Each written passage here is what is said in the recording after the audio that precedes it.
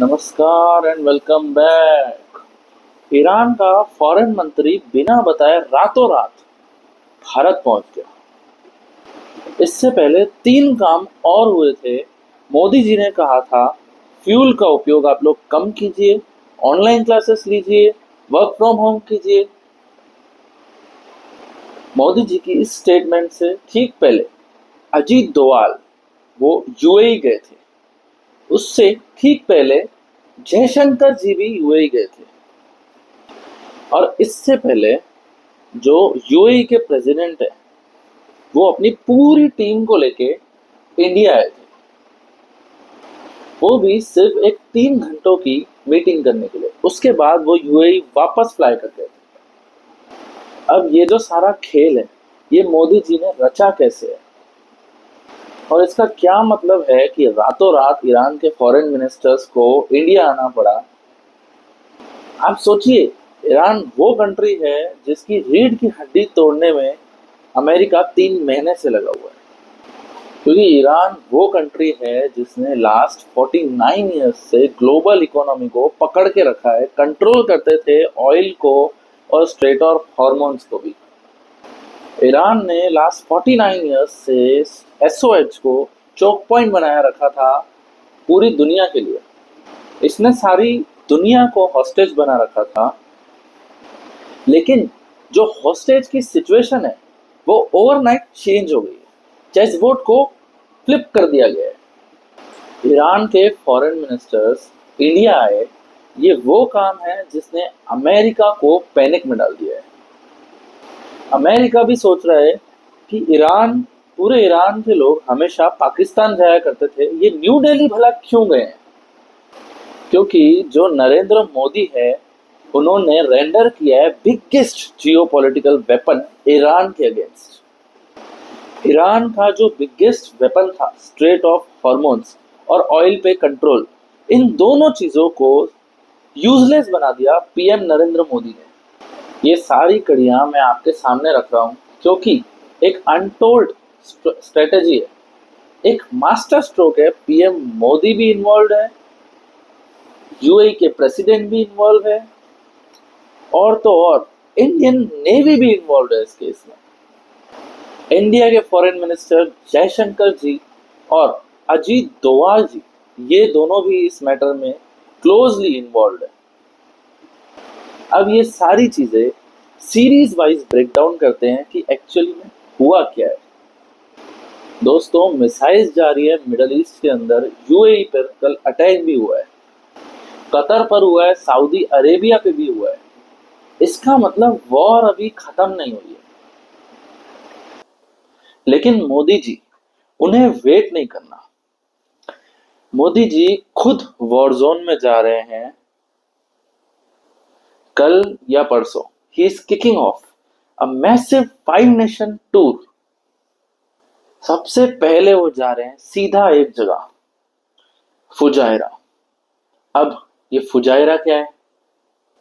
फुजायरा वो जगह है जो एपिसेंटर है अभी ग्लोबल पावर शिफ्ट का, क्योंकि जो स्ट्रेट ऑफ हॉर्मोन्स है उसे ईरान ने बना दिया है चोक पॉइंट।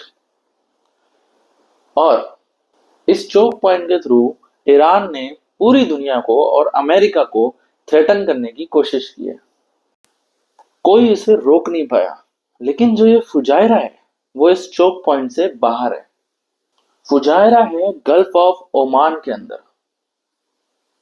और भारत और यूएई, ध्यान से सुनिएगा, भारत और यूएई दोनों इकट्ठे मिलकर फुजायरा को ट्रांसफॉर्म कर रहे हैं, उस पर कंस्ट्रक्ट कर रहे हैं, हैवीली इन्वेस्ट कर रहे हैं एक ऑयल और गैस हब बनाने के लिए। वहां से गैस और तेल पूरी दुनिया में एक्सपोर्ट किया जाएगा।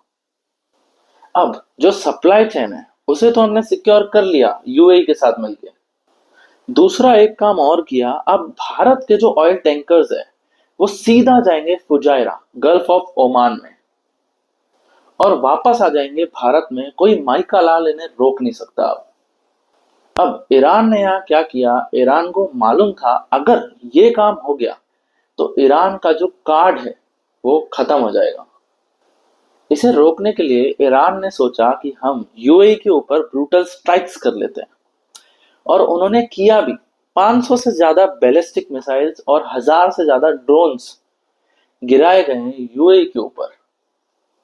और जो फुजायरा है उसे भी हिट किया गया है इन बैलिस्टिक मिसाइल्स और ड्रोन्स से। आपने न्यूज सुनी होगी कि 3-4 भारतीय जो फुजायरा में काम कर रहे थे उनकी वहां पर हत्या भी हो गई है इन्हीं सारे अटैक्स के साथ। ईरान को डर था कि ये फुजायरा चल न जाए, इसीलिए इसी बात का उसे डर था, और यही हुआ। इसीलिए उसने स्ट्राइक किया यूएई के ऊपर और फुजायरा के ऊपर। ईरान ने सोचा कि मैं तो फियर में हूं ही, फियर को ट्रांसफर कर देता हूं। इससे क्या हो जाएगा, भारत पीछे हट जाएगा फुजायरा से। लेकिन हमने कुछ और ही किया। मोदी जी पीछे हटने वालों में से तो है नहीं। मोदी जी ने अनलीश कर दिया पहले तो डिप्लोमेसी को और उसके बाद स्ट्रेटेजी को। डिप्लोमेसी में हमने डायरेक्ट बोल दिया कि हम इसे एक्सेप्ट नहीं करेंगे, ये मोदी जी का स्टेटमेंट था। और डिक्लेयर और कर दिया कि हम यूएई के साथ खड़े हैं, ना कि ईरान के साथ। एक क्लियर अल्टीमेटम और दे दिया कि अगर आपने हमारे सिविलियन इंफ्रास्ट्रक्चर को अटैक करने की कोशिश भी की तो ये हमारी रेड लाइन होगी। हम फुजायरा में काम कर रहे हैं और वो हम करते ही रहेंगे। और इंडिया ने क्या किया, अपनी नेवी को वहां भेज दिया। मैंने पहले ही कहा था कि नेवी बीच में आने वाली है। हमने अपनी जो वॉरशिप्स है उसकी प्रेजेंस को बढ़ा दिया है फुजायरा के चारों तरफ। आपका ड्रोन आएगा, आपको हमारी नेवी से पंगा लेना पड़ेगा। और अगर हमारी नेवी को हिट किया गया तो डायरेक्ट भारत का युद्ध ईरान से हो जाएगा। फिर हमें मत बोलना। उसके बाद 2 दिन हो गए, कोई भी ड्रोन फुजायरा के आसपास भी नहीं दिखा है। यही बोल्ड मूव्स जियोपॉलिटिक्स में बहुत इंपॉर्टेंट रोल प्ले करती है, और इन्हें करने के लिए आपका ग्राउंड वर्क हमेशा बहुत स्ट्रांग होना चाहिए, जो कि इस केस में पहले से ही था। ये काम ओवरनाइट नहीं हुआ है। यूएई के प्रेसिडेंट जनवरी 19 को अपने पूरे कैबिनेट के साथ इंडिया आए थे, वो भी सिर्फ 3 घंटों की मीटिंग के लिए। कई लोग आते हैं 3 दिन की विजिट के साथ, पर ये आए थे सिर्फ 3 घंटों की मीटिंग के लिए, और उसके तुरंत बाद वापस फ्लाई कर गए थे यूएई के लिए। अब इस मीटिंग में किया क्या, एक लेटर को साइन किया गया इंडिया और यूएई के बीच में, और जिसमें लिखा था कि हम स्ट्रेटेजिक डिफेंस पार्टनरशिप क्रिएट करते हैं यूएई और इंडिया के बीच में, जिसके अंदर डिफेंस सिक्योरिटी के इनोवेशन पर काम किया जाएगा, साइबर सिक्योरिटी पर भी काम किया जाएगा, काउंटर टेररिज्म का भी काम करेंगे, प्लस फुजायरा भी। फुजायरा एक बहुत स्ट्रेटेजिक पार्टनरशिप है पीएम मोदी और यूएई के प्रेसिडेंट के बीच में। ये पार्टनरशिप आज साइन नहीं हुई है, अभी युद्ध शुरू भी नहीं हुआ था 6 महीने पहले, और ये पार्टनरशिप साइन हो गई थी। इंडिया ने शायद पहले से ही भाप लिया था कि ऐसा कुछ होने वाला है, इसलिए पहले ही हमने उस एग्रीमेंट को साइन कर लिया। और इसके बाद आते हैं हमारे जयशंकर जी और अजीत डोवाल, और दोनों ही बहुत हाई स्टेक्स की मीटिंग करते हैं अबू धाबी में, in the middle of conflict. वहां पर इन चीजों को और ज्यादा तेज किया जा रहा है।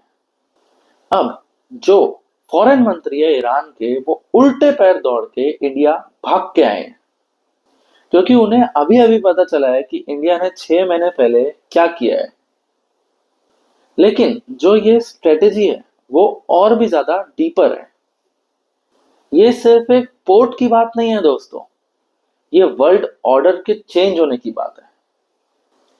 चाइना क्या कर रहा है, पूरी दुनिया से तेल खरीद रहा है, फर्टिलाइजर खरीद रहा है और गैस खरीद रहा है। अपने यहाँ ये सब चीजों को जमा कर रहा है कि आने वाली किसी भी अगर वॉर लंबी चलती है तो उसके लिए खुद को प्रिपेयर कर रहा है। चाइना सोच रहा है ये युद्ध बहुत लंबा चल सकता है, तो पहले खुद की कंट्री को सेफगार्ड कर लिया जाए। हमने क्या करा? हमने ना तेल खरीदा, ना फर्टिलाइजर खरीदा, उल्टा इंडिया खाना सप्लाई कर रहा है। हमने क्या किया? हमने कुछ और किया। हमने क्रिएट कर दी एक अनब्रेकेबल सप्लाई चेन अगले 100 सालों के लिए। एक तो ये पोर्ट है, और दूसरा, आपको याद होगा, आईमैक। भारत से इजराइल तक जो हमने रेलवे रूट बनाया है, आईमैक, उसका भी काम तेज कर दिया गया है। इसीलिए सऊदी अरेबिया, यूएई सब भारत में आ रहे हैं। इस एक्टिविटी को हमने इमीडिएटली शुरू कर दिया गया है।